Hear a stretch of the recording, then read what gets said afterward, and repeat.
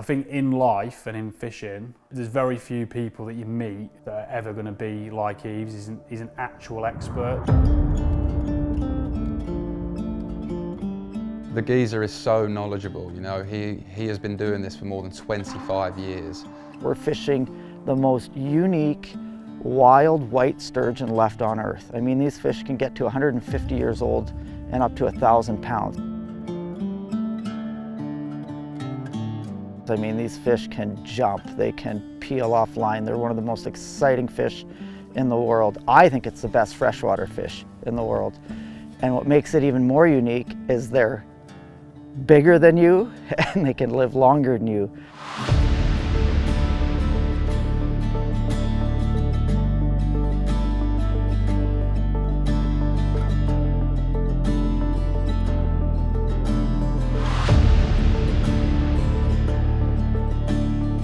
My arm is absolutely wrecked from this week from catching them. I don't ever get that from carp fishing. Like, you just don't.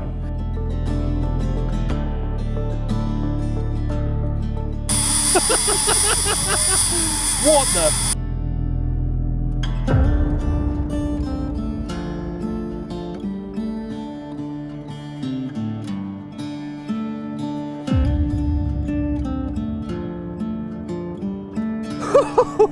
That is a true giant right there, man. You did it, man. Oh, congratulations. Thank you so much. That is a huge Fraser River sturgeon.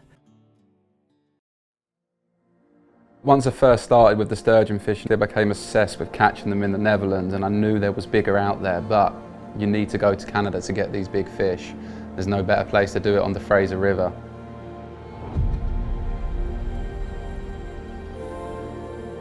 The next step is finding the right guide for the job, somebody with a personality, somebody with a lot of knowledge, somebody that's been doing it for a very long time. And I found that guide around 3 years ago. That was Yves Bisson.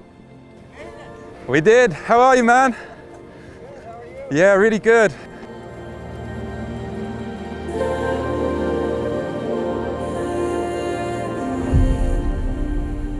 I mean, sturgeon are a unique fish. Although they have eyes, you know, they don't really use them. In fact, this river is muddy most of the year where there's zero visibility, so their sense of smell is on another level, parts per million. Like, I'll never understand it, and you know, it's fascinating to me because just when I think I've figured something out about sturgeon and what they want, it changes, and dramatically. And that's the part that keeps me excited about what I'm doing, because I don't think there's enough days in my life left to figure out all the patterns of what these fish want to eat every day, at every level of water, at every different water temperature, and all these different river kilometers. Because this is a huge river. It's 800 miles long, no dams. We're fishing the most unique wild white sturgeon left on earth. I mean, these fish can get to 150 years old and up to 1,000 pounds. I mean, where else in the world can you do that? And we can fish every single day on this river. We're here in February and we've caught some of the biggest and most beautiful fish the past few days. So it's just such a unique fishery, and I really want people to understand how special these fish are and how special this place is. Middle. Yves, middle. Number 2. Yeah, ready? Yeah.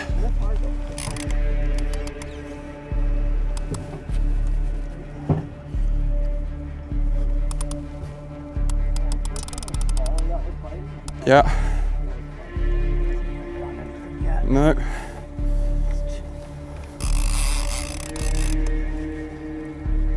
It's getting used to this reel as well.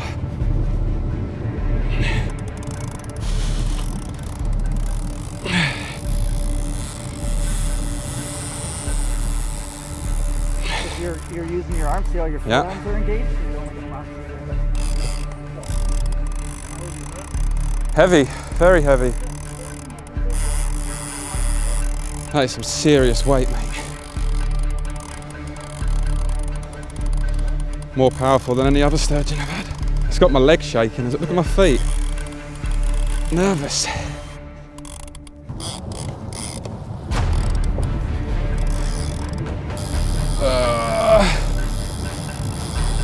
That is a serious fish, man. The first fish we hooked up to was an incredible experience. I hadn't felt anything like that, and it was like nothing I expected. The pure power of this fish was incredible. Mainly due to the way I was holding the rod. You know, we're not used to using these fishing rods compared to how we would fish back home. So I must admit, I was probably not so professional with the way I was holding the rods the first time, and it felt a lot more harder than it should have been. You know, my arms weren't positioned in the right way. I was using a lot more sort of force on my arms. And yeah, it hurt a lot. I was thinking, oh my God, what are we in for this week?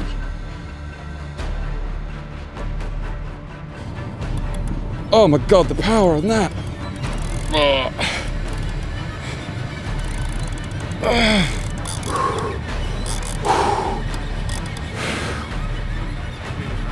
Nervous, very nervous.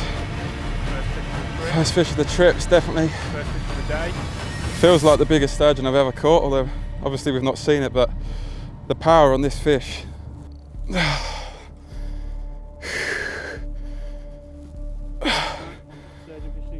What's that? Oh my God, I can't talk.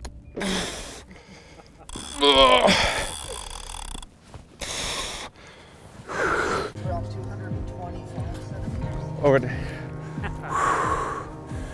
Oh yes, mate. Your first one already. Thank you so much.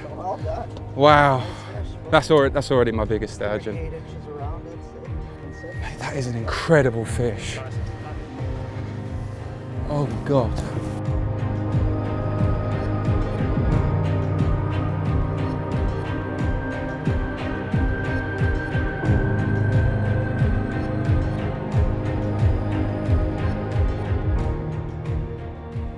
Yeah, growing up from a young age, my dad always told me, you know, son, one day I'm going to take you out fishing, and when you're old enough, when you're ready, you know, he told me all these stories about giant carp. He's caught a big pike from the river, and he said, when you're old enough, you know, you're gonna come out with me and you're gonna love it. And I'd go to my dad on the weekend saying, yeah, I'll be going fishing yet. Not yet, son, you're not old enough. And the day he finally decided to take me, I was obsessed straight away. You know, he was so proud of me for catching. And every time I caught a big fish, you know, my dad was so proud. And my dad was always an angler as well growing up, but you know, I'd like to say he was, and he'll laugh at this, he was a bit of a noddy, made a lot of mistakes. You know, fishing for him was something a bit more different, where it didn't matter what my dad would catch. He just enjoyed being out on the bank, you know, relaxing and spending time with friends or me. And yeah, every time he saw me with a big fish, he was so proud. And you know, I soon started to go out fishing by myself, catching big carp over 30 pounds. You know, any fish I would catch and sort of put on social media, he would reshare it. And you know, the caption would always be, Matty boy did it. You know, Matty boy's got a really big one. So proud of you, son. I love you loads. You know, all that cringy sort of stuff. But you take it for granted, really. You know, like if you look back at that now, how proud he was when I caught, you know, like a 20 or 30 pound fish. And then to go out and start catching big sturgeon, and he's like, oh my God, son, look at the size of that fish. You did it. I'm so proud of you. Yeah, it's a great feeling. And you know, everything you learn sort of growing up as a kid when you're out there fishing with your dad, and to then do it yourself, go out and learn from others and actually catch these true giants. You know, I know he's sort of looking down and sort of thinking, you did it, son. You know, I'm really, really proud of you.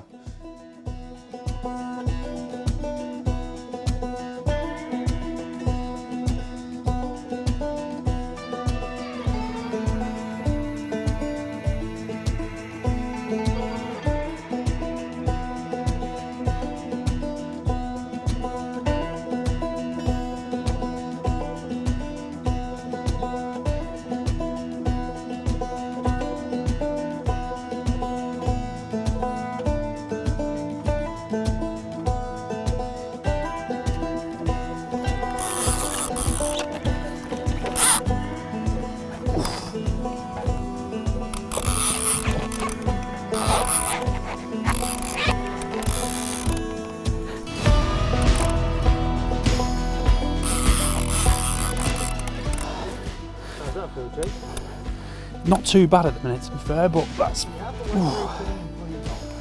Yeah.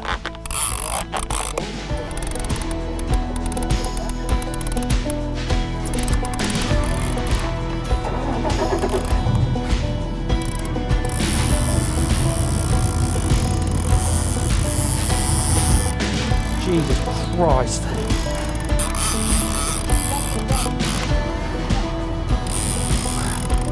Oh, fucking hell. So I'm warm now.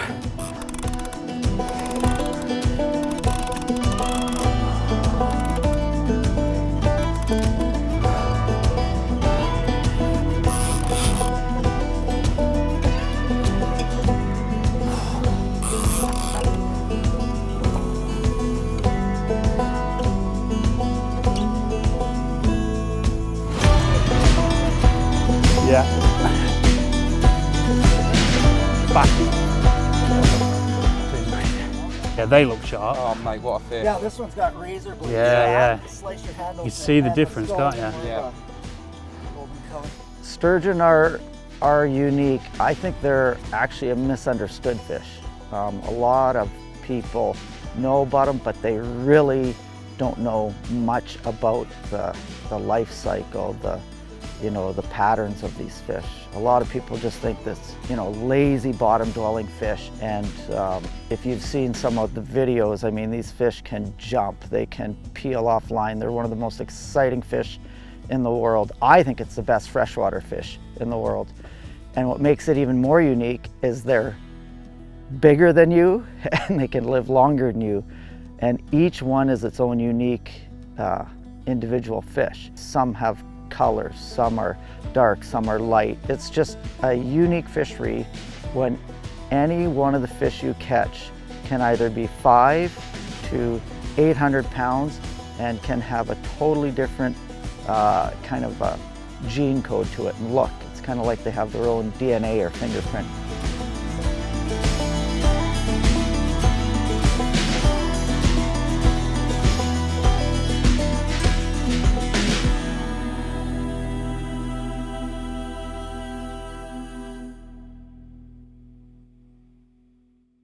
Sturgeon are pretty unique in their feeding patterns. I mean, for me, I always say keep it simple. We've got a huge river with a lot of food in there. So whatever's naturally in this river is probably your best bet for catching them. Having said that, there's a time and a place for everything, and figuring that out is not as easy as you think. For example, in the winter, I never even used to fish in the winter because big ones don't bite in the winter. It's just what I thought. And I look back and I go, I thought I knew so much, I knew nothing. I mean, these fish are wild. So their diet basically changes as the river temperature changes, as the river height changes, and they have different feeding patterns in different areas of the river. So, this river is 800 miles long. It's so complex. It can be 20 to 30 feet higher than where it is right now. So figuring out all their eating patterns, that takes time. Not just days or weeks or months, I mean years. I've guided for 24 years. I'm doing around 230 days per year right now, and some days I feel like I don't know anything. And I always say, like, the days that I fail, I'm actually succeeding, because as I gain the knowledge and the experience of what works and what doesn't, maybe be here and do this, it helps me just get those building blocks so the next time I get in that situation or see that pattern, I'm able to hopefully get a fish or two to bite. Because they can say no to anything, and then some days, they're right turned on. But to be honest, there's probably 50 different baits minimum that I've tried, and I know there's a lot more that I still need to try, but I'm running out of time. I'm only going to be around for so much longer.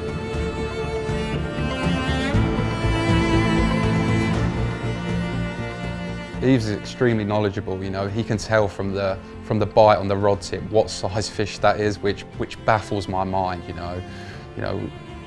He will see a bite on that rod tip, and when we set the hook, he's going, yeah, that's a 6 or 7 foot, or that's a really big fish, and that is seriously impressive. And when you see that fish breach from a huge distance away, he knows straight away if that is a big fish or a small fish. because if you get these jumps, go to the left. No, left. We just got that.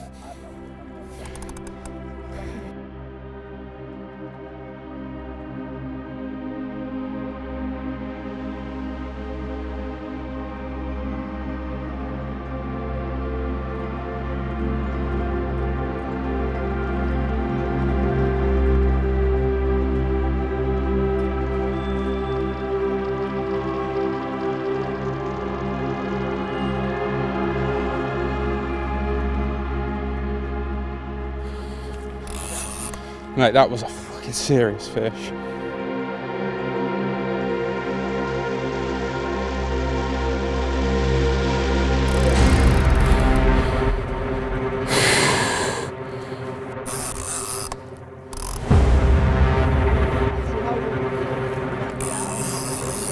Yeah.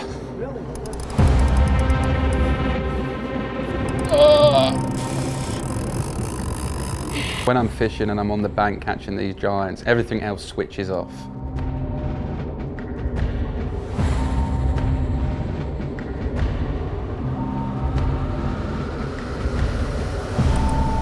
Yes, buddy.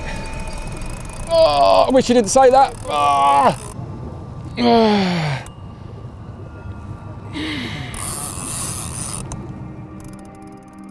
As a guide, you learn to appreciate a lot of different things, a lot of different aspects of the job.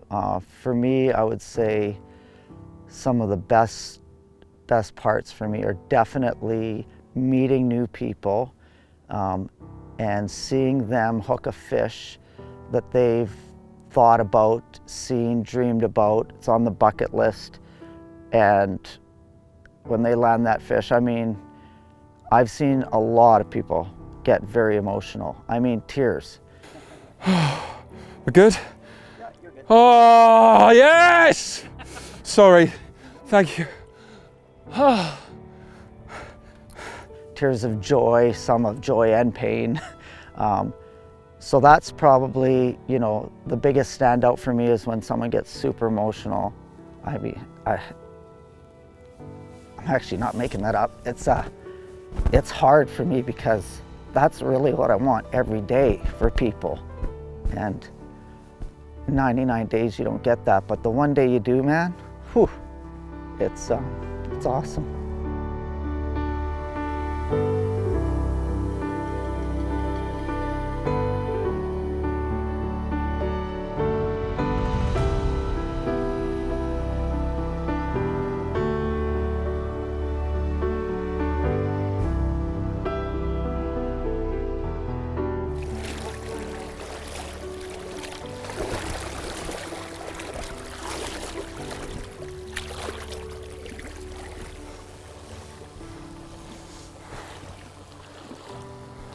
Off it goes.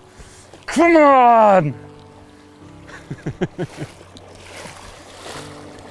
Yes, thank you so much. What a fish. Oh, that was incredible, mate. Oh. Woo. This is why we do it.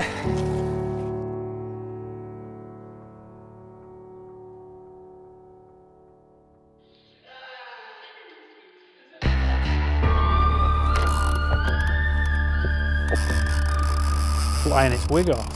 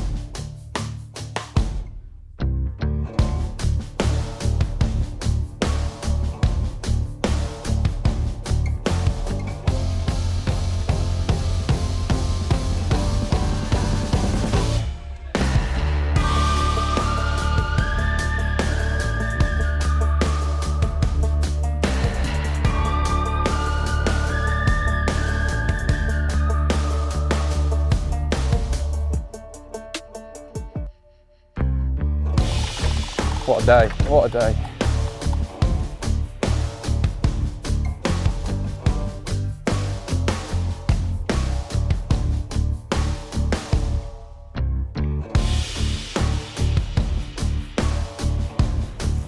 I did not think we was getting that.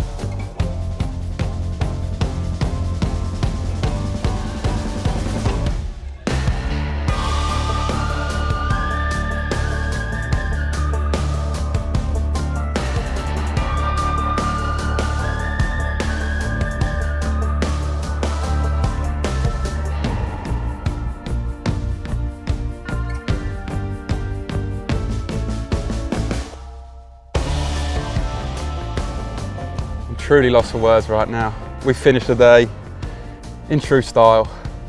A Fraser River giant. Look at this fish. Unbelievable, guys. Let's get her back.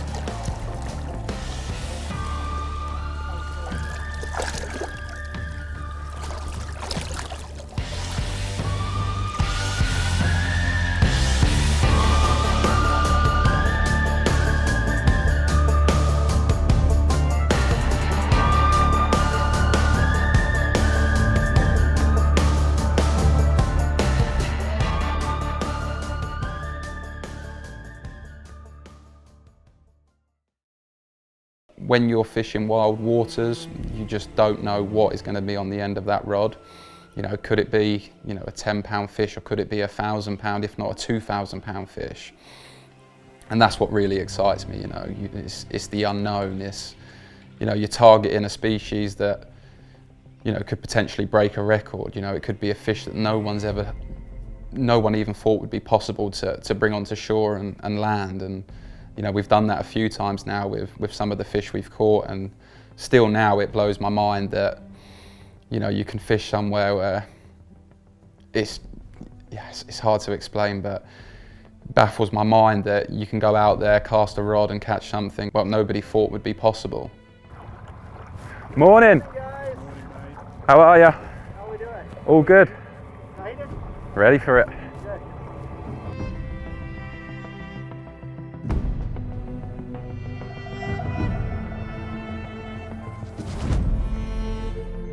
I've been doing this 24 years and I still get super excited, like, to go out and do what I do every day. And you know, like I said, if I don't have that passion, that excitement in me, I don't want to do it. There's a lot of other things I could do, but for me, it still burns inside of me. So I never take it for granted. I'm on the Fraser River in British Columbia.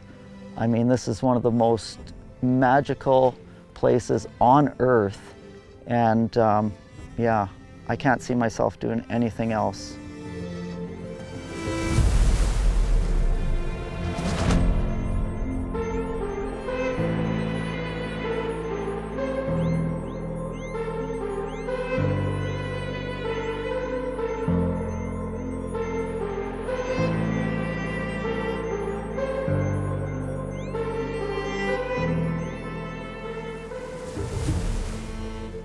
Yeah, it's hard trying to balance a family life alongside this fishing sort of journey I'm currently on, and luckily I've got a very supportive wife that knows that I have to go and do this. I need to get my fix. I need to catch these giant fish. I know she doesn't like it at times because, you know, I'm missing a lot of important moments in my children's life. I'm not always there when, you know, they have something big happening, and yeah, don't get me wrong, I do feel guilty at times. You know, I miss my kids like mad. I'm not getting the chance to see some of the things that I should be. But fishing has always been an obsession to me, and, you know, luckily my wife does support that, and she understands why I go and do these things. She knows that I'm always on a mission to get that buzz, to prove that I can go and do this and catch these giant fish.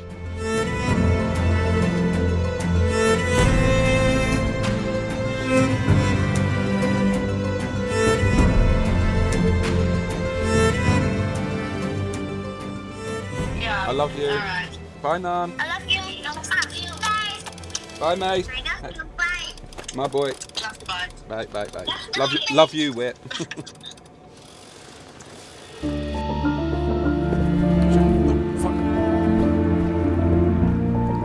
Ready?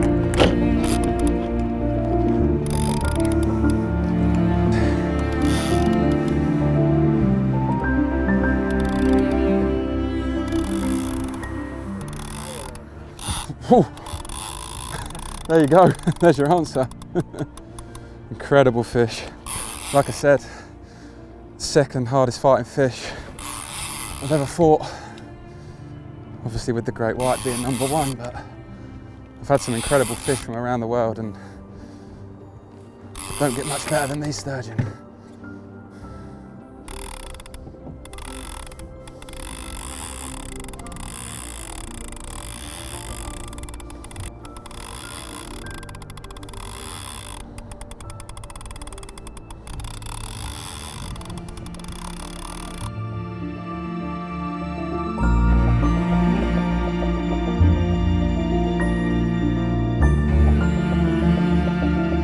So much power.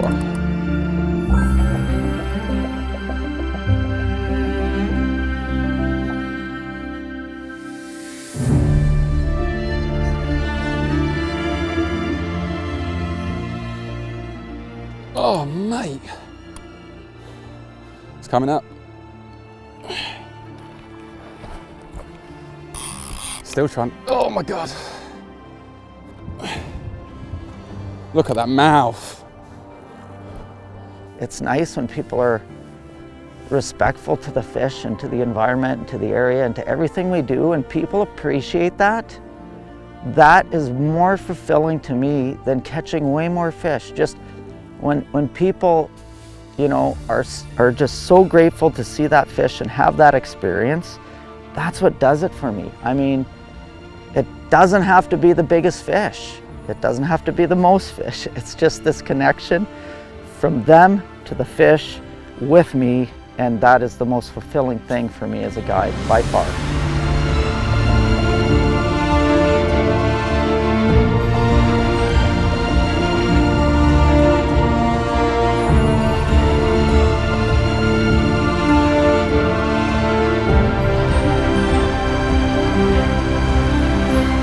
I can tell just by the texture of bites, oftentimes the size of the fish, especially if it's, you know, fast moving water and we're not moving around. And that gets me excited. And then when that rod, you know, starts to load up and I say set it or hit it, it's just like thump. It's just stuck like you're hitting nothing but a rock down there. And that's the best feeling because those are heavy fish. Anytime you get over that like 300, 400 pound range, when you set the hook, you don't want it to move. Now you know you're hooked up to something really big.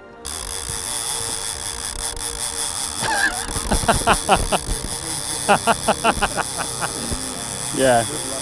Oh my God. What the? Yeah, it's coming to it now.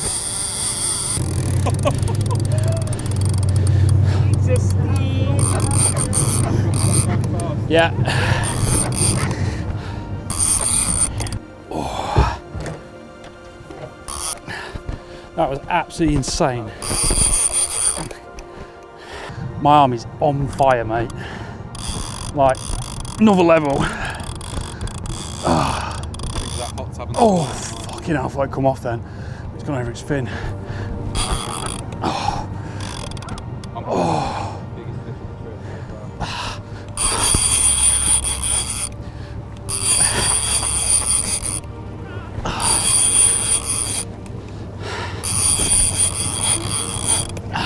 With sturgeon fishing, you know, the baits are set on the bottom.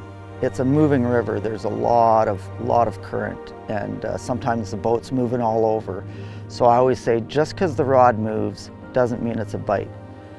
In fact, the rods move a lot throughout the day. So as a guide, I'm always studying those rods. My head is constantly looking back, rod 1, rod 2, rod 3, back, back, back, back, back. And sometimes the fish will swim through the line. And you know, when you're younger, you don't know the difference between a bite and a fish swimming through the line.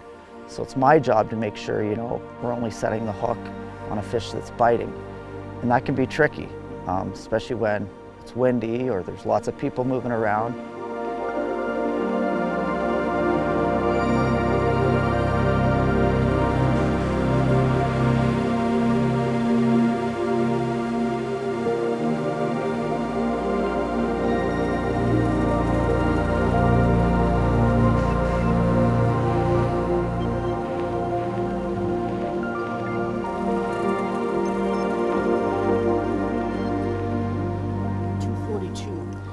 Oh, 2 centimetres under yours, Matt. The first one. 95 and a quarter, 711 and a quarter.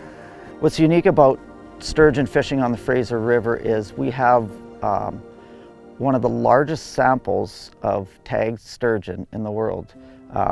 There's a conservation program, and most of the guides are involved in that. And we've tagged over 75,000 individual sturgeon over the last 30 years. And getting that data is critical because that data tells the story of these fish. Almost 100 years ago, these fish were fished out to almost extinction, commercially harvested. And back then they didn't know that you're basically cutting down all the old growth trees, you know, not knowing the consequences. You're taking all the biggest fish out of the river system with the best spawning, best potential for, you know, spawning millions and millions of new fish, and that was wiped out.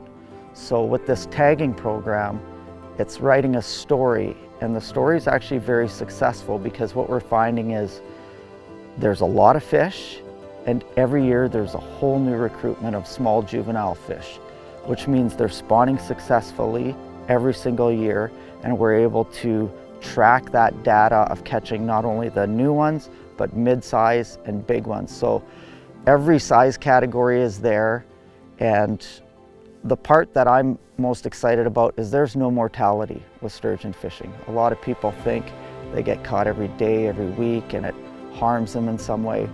These fish are resilient, unlike any other fish in the world.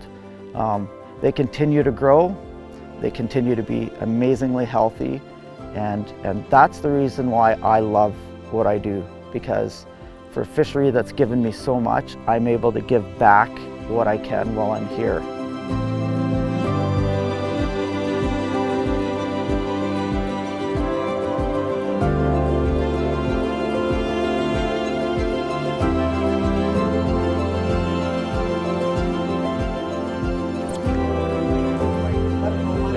Yep. Set it, just set it. Oh.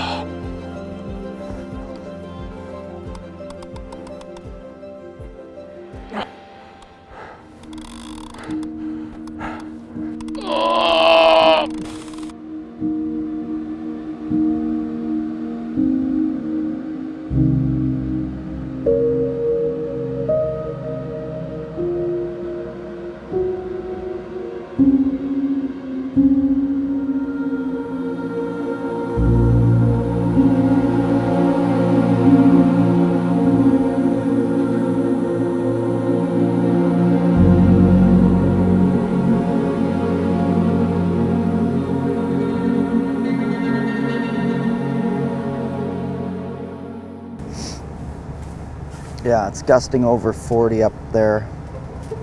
Yeah, well, hey, just another element thrown at us, right? Yeah.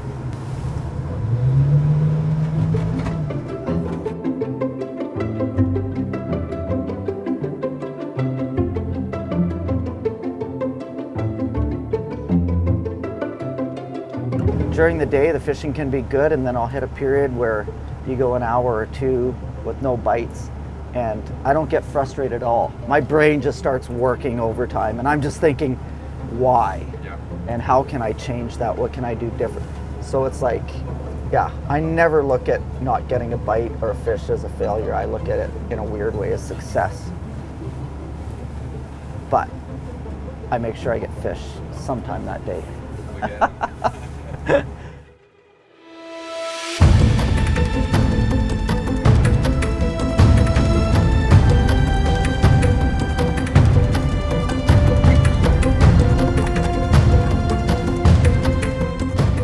People will never understand how good their sense of smell is. If they don't feel like that scent is natural, there's a good chance you won't get a bite. So that's why I wear the gloves.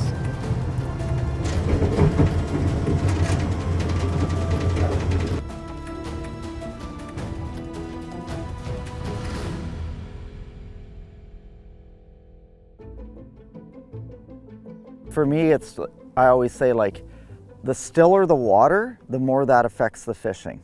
So if you're in a lake, moon phases, and pressure changes are dramatic. In moving water, it's less. It's still a factor, but not as important. Or else there would be days you can't even get a bite. And I fish all year, and that's why I guarantee every single day you're gonna catch a fish, and I do, every single day. So some days are slower, and there are some patterns there, but it's never impossible. So, whereas other fishing, I've been on a lake where you're catching one fish after another, and it's zero for the rest of the day. And not just you, every boat. So, sturgeon fishing, there's different tactics I use when I face those situations. I gotta change up my game. One of the most asked questions I get is, what bait are you using? And listen, I'm always the first person to help other people out. But having said that, you know, when it comes to the bait I'm using, I just kind of give general answers. So it may or may not be what I'm saying. Yeah, if you ever ask me what bait am I using, chances are you'll get an answer, but it's probably not the right one. We'd suss that probably.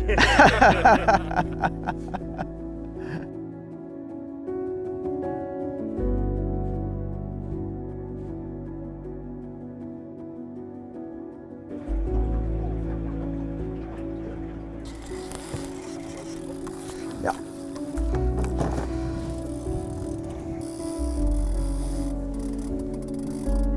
Part of, you know, learning how to become a better guide, I just remember that experience of being a client, and the guide was, you know, pretty aggressive, and he drew a line and said, do not come past here, and he did everything. He set the hooks, he did all the work, and I just remember, like, if that's what it's about, I don't think I want to do this again. And you know, going on lots of guided trips over the years and seeing some amazing ones at work and some not so amazing ones actually taught me a lot on you know, how to plan and how to make a trip, you know, the best day ever, not for me but for the clients. So I think back to those times, and it's like, yeah, good guides, bad guides, seen them all.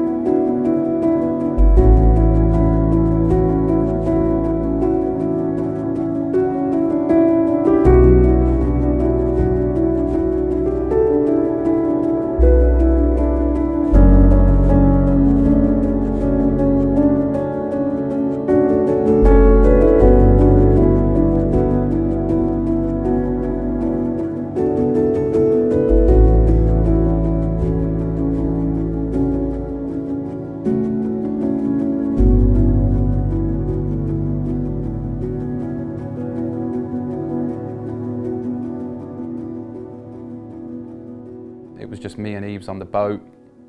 We were chatting away, talking about family life, you know, how busy it gets, talking about our children, and then all of a sudden Yves says, there's a bite on one, there's a bite on one. And then he tells me to reel, set the hook, and we locked in. From the moment we set the hook onto our biggest fish of the trip, me and Yves both knew that we were hooked into something really big. You know, it felt different. We didn't see it show, it didn't breach, and all the other fish we've caught, you know, eventually after time that fish would show and come to the surface. This one didn't. We both knew that this was going to be a really big fish, and the battle was insane. It was so powerful.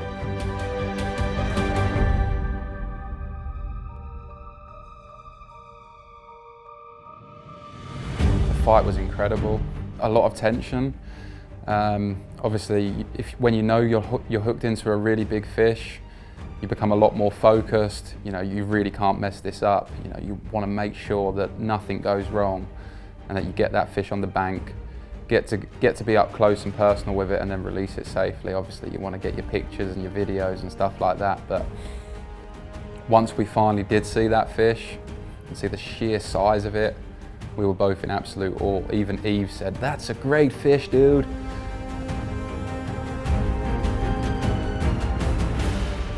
When you hear Yves say something like that, you know it's a good fish. And to me, you know, I'm full of emotion. All I'm hoping for is that we actually do get this one in. You know, it is really close to the boat right now, but anything could still happen for this to go wrong. You know, if the line went slack, for example, that hook is coming out of that sturgeon and you've lost it.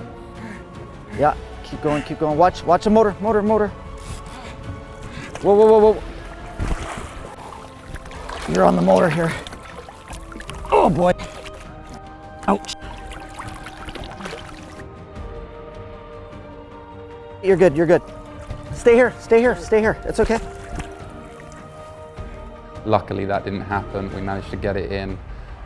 And I just broke down a little bit. I was buzzing, you know, I was screaming, shouting, probably a bit too loud, but that's how I get when I catch these big fish.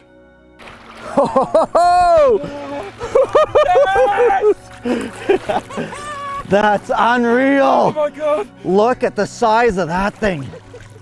Look at that. Wow. Whoa, that's a giant. Okay, I'm gonna get this off. Hang tight. You might take off again. Okay, whoa. Whew. That is a true giant right there. Oh, wow. Whoa! I'm good. Wow, this fish is powerful. Okay, you ready? I'm gonna take the hook out. Yeah. Whoa. Here we go. Boom, done. Oh, yes. Woo! What a fish. Oh, yeah. Matt, look at that. Look at the size of that thing. Absolute giant. Well done. Well done. That is huge. Wow.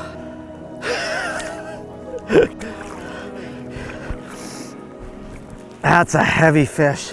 When Yves says it's a big giant, you know that is a big fish. And, you know, I felt good in myself when I heard him say that. You know, I felt accomplished, you know.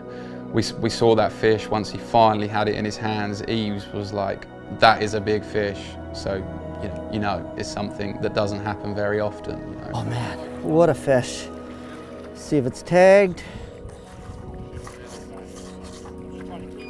This is really old tag number. I started tagging in '04 and this tag number was out before. So the first time it was caught was between 2000 and 2003. So that tag's been in this fish over 2 decades. Wow. Yeah, wild, hey? This is super sharp. It's got razor blade scoots down the side, so we gotta be careful, but what a treat. That is just thick. Thank you so much. Up at the top of the fish, this isn't the fattest part. This is just where we measure. This fish is 43¼ inches around.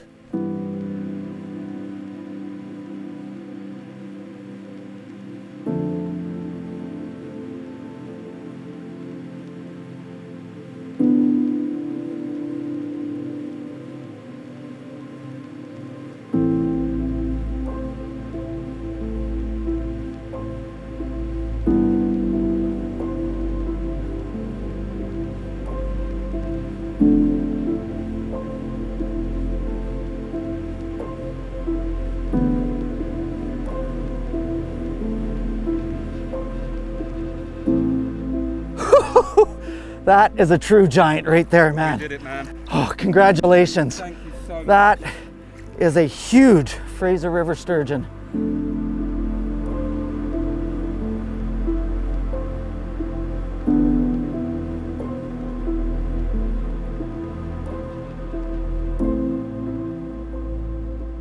You know, I worked for a couple different guiding companies, and both those owners are divorced, and a lot of the guides that I know who do a lot of days are also divorced. And I'd be lying if I said it wasn't really, really hard on my marriage. You know, I have 3 daughters and raised those all through my guiding career. And yeah, you need a great partner to make it work. That's why, and I have the best partner I could ever have, so I'm very, very thankful and grateful for that. But it definitely lends itself towards someone who is probably, you know, single and can live that lifestyle.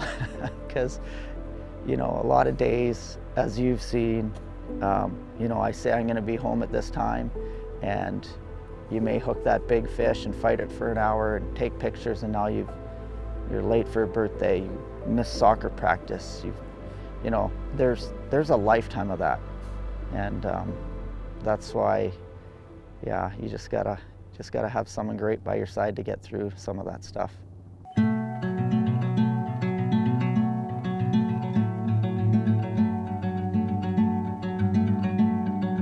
So having Matt and Jake over here fishing with me for 5 days is really interesting, because everyone has fished, or, you know, has fished a lot, and I knew they had fished a lot, but sturgeon fishing is different. So seeing Matt hook and try and land that first fish, you know, I didn't want to say too much, but, you know, he worked so hard and was so tired, and I'm thinking, man, we got 5 days, you know, this guy better figure it out or he won't last. And then even day 2, it was much better, and by day 3, didn't even have to say a word. You know, the improvement from day 1 on for both him and Jake was crazy. Jake, I would say, you know, for a guy who said he wasn't really sure about sturgeon and this and that, the guy knows how to fish. Like, he can handle the rod and he can muscle that fish in, and so can Matt. So anytime I see someone that's growing that much in a short period of time, it tells me a lot about them as people too, because every day I'm trying to help people. A lot of people just don't get it, or a lot of people just don't listen, and they think they can figure it out on their own. But sturgeon fishing is, especially big fish, it's so much technique, I cannot tell you. So having these 2 guys listen to what I had to say and apply it, well, that's rewarding for me, and it's hopefully rewarding for them, because it just makes it a lot easier. It's still hard work, but yeah, it's actually been really nice for me. These are probably some of the best days I can remember of guiding, and I've done it for 24 years, so that says a lot about those 2 guys. Thanks for watching the film. We hope you enjoyed it. Don't forget to like and subscribe.